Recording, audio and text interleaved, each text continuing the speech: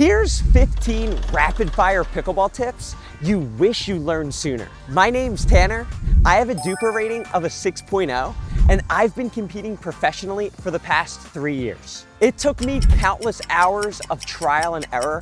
I'm gonna shortcut that process for you by watching this quick video. Let's jump right into it. Tip number 1 is the seesaw effect.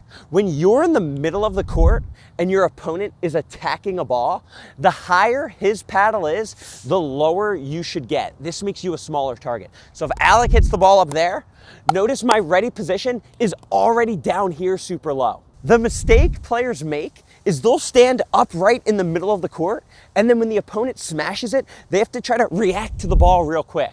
We should just skip that and already be low.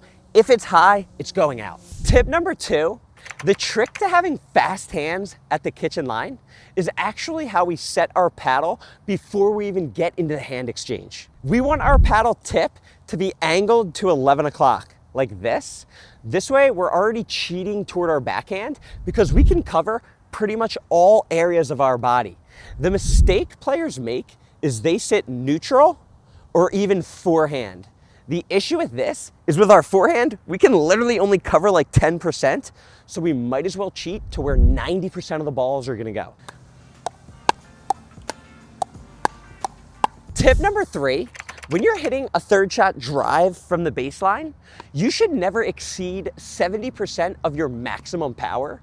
Instead, you should hit that shot with the focus of making that ball dip over the net, like this. That way, your opponent is forced to volley up on it, giving you an easy next shot. If you try to just rip it at him at full speed, he'll be able to volley it and put it away easily. Tip number 4 is after you serve, make sure you position yourself behind the baseline here, so when their next shot comes, you can hit your third shot drop by walking into the court with your momentum going forward. The mistake players make is they serve the ball, creep in, and then when they hit the return, they're often caught like this off their back foot.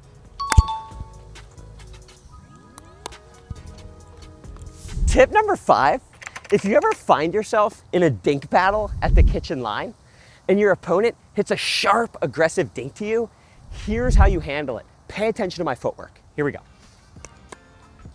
Okay.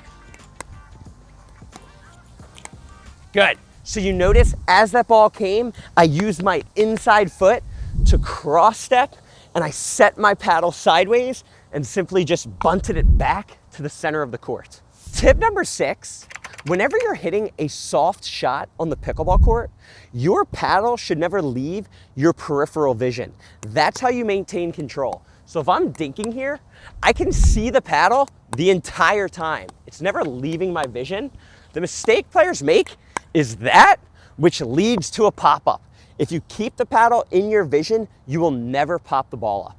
Same exact thing for third shot drops. Here's the right way, good. Now here's the wrong way, good. So see, that sends the ball flying.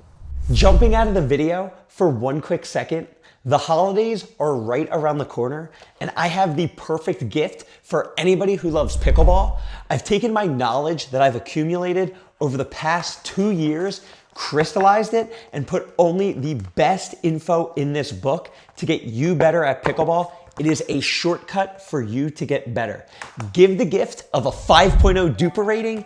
Get this gift. Thank you so much. Let's jump back into the video. Tip number 7, if you learn that your opponent doesn't have a two-handed backhand, the best spot for you to attack is extended to their backhand. It's very difficult to accurately cover with only one hand. Here's what it looks like. Here we go. Bam. Now here's what it looks like if he does have a two-handed backhand. So you can see the difference. Okay, good. That's the difference. Tip number 8, if your opponents are back and you're at the kitchen line, keep them back. No free rides to the kitchen. Like this. Avoid doing this. This is what I always say. No drop shots. Now he's in for free and I lost my advantage. Tip number 9, When you're at the kitchen line, your paddle ready position should actually be at about belly button height down here. The reason is, when your opponent tries to attack you, when your ready position is here, you're going to react to the balls that are landing in the court, right around here. If the opponent hits a ball high near my shoulder, I have to actually react to the ball and bring my paddle up. It's probably going out, so it's much easier to leave those balls.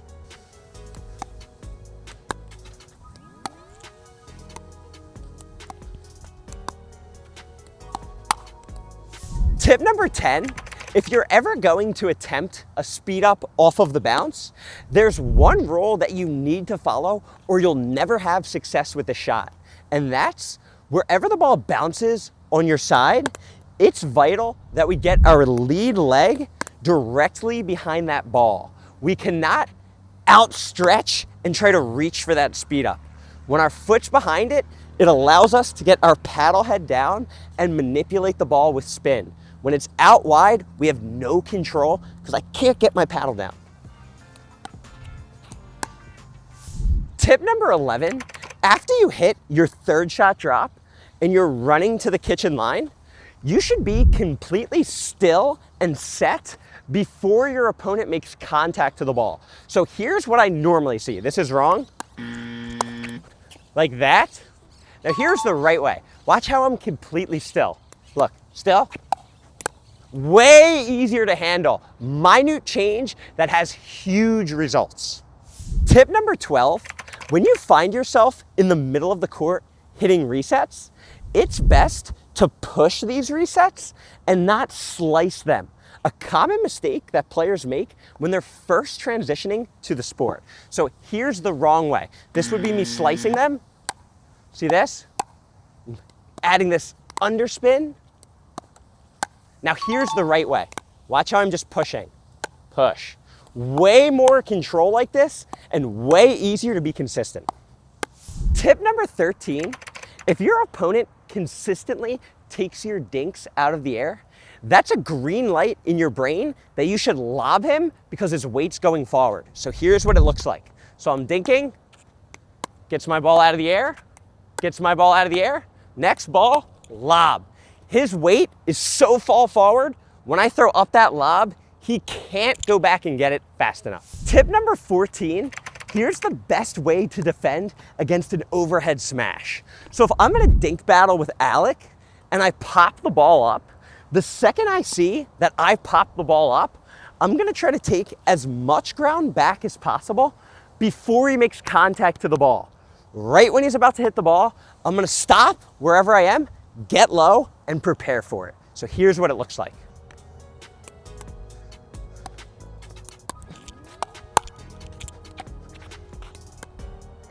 Tip number 15, if you keep on getting chicken winged, it means you're paddle tracking wrong.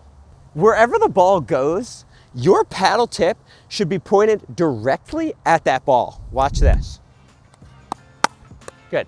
The mistake players make is the second that ball goes over there, Alec, you can just catch it. The ball goes over there, they do this with their paddle, completely sideways. And then if the opponent attacks, they get caught up here. When you're paddle tracking right, you're able to react to that ball with no problem.